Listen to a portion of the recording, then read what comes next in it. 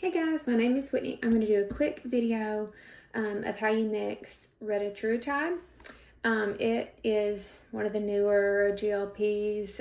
It's supposed to have a GLP, a GIP, and a glucagon receptor. I've had a lot of people say that they love it, that they've had the least amount of side effects of any of the medicines that they've taken with that one. But anyways, so I'm going to kind of go over everything you're going to need. So you're going to need reconstitution fluid. This is the one I get off Amazon. This is the one that I get from Hydro. Both of them work. If they've sent me this one, I'll use it. If I'm out and I need it quickly, I'll just order it off Amazon. Of course, you need your peptides. You need alcohol wipes to keep everything clean.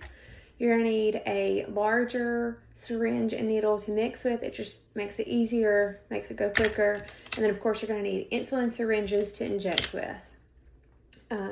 So first things first, start out with clean hands, clean surfaces. You want everything to be good and clean. And then you're going to pop the tops off of your solution and then off of your medicine.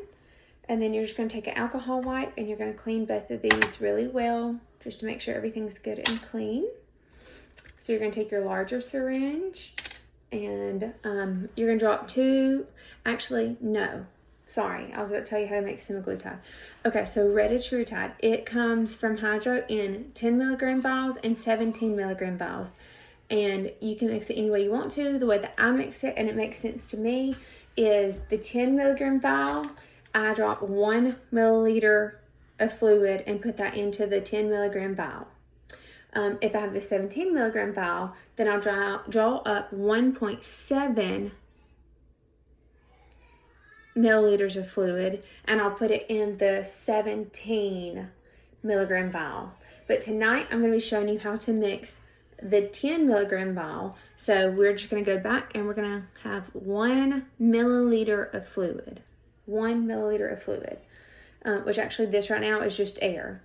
But you're going to take your air, you're going to hold this bottle upside down and inject your air into it. You're going to see those air bubbles go up and then you're going to pull fluid back.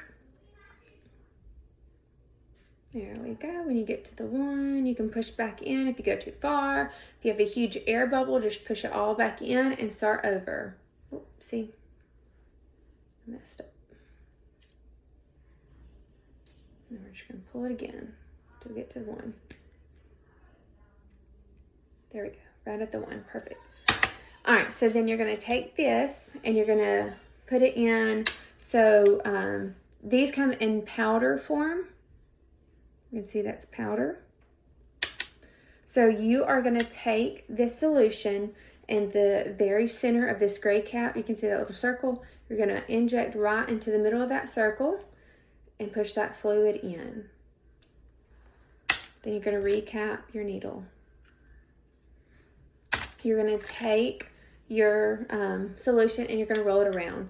They say not to shake peptides. They're fragile. You don't want to damage it. So you're just going to kind of roll it around in your hands, flip it upside down, roll it a little bit more.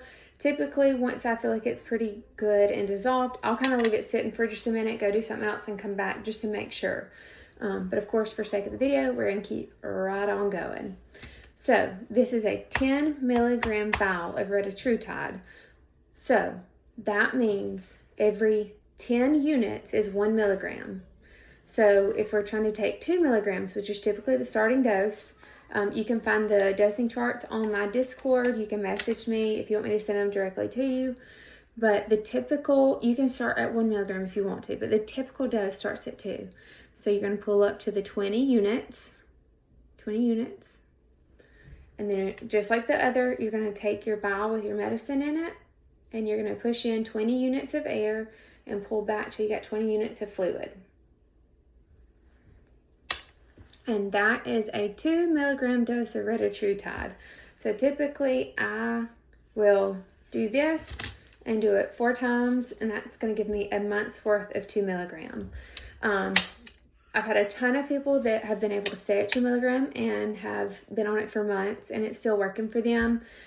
You can bump up every 4 weeks and the typical dosing, and you don't have to follow this, it's 2, 4, 6, 8, and it goes all the way up to 12. 12 is the highest dose that they have recorded. If you want to take over that, Probably should not, but you know, you're mixing it yourself. But you don't have to go by 2. So if you want to do a 3 milligram, if you want to bump up by single numbers, that's fine. If you're mixing it yourself, you can do whatever you want. But you would just draw up for the 4 milligram dose. If you want to bump up after 4 weeks, you would just simply draw up to the 40 unit mark. And that's going to be 4 milligrams of medicine.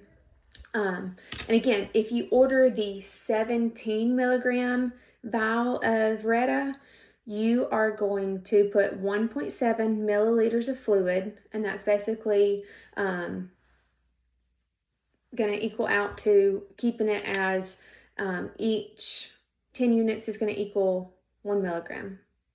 So if you want to do 2 milligrams, you drop to the 20. If you want to do 4, you go to the 40. You just adjust the amount of fluid you put into the vial. This is different because typically with all the Simos and the trizepatides, I just put 2 milliliters of fluid into it, and I adjust the dosage amount. With the Reta, I adjust how much fluid I put in there to keep it simple, just because 17 is not a good even number.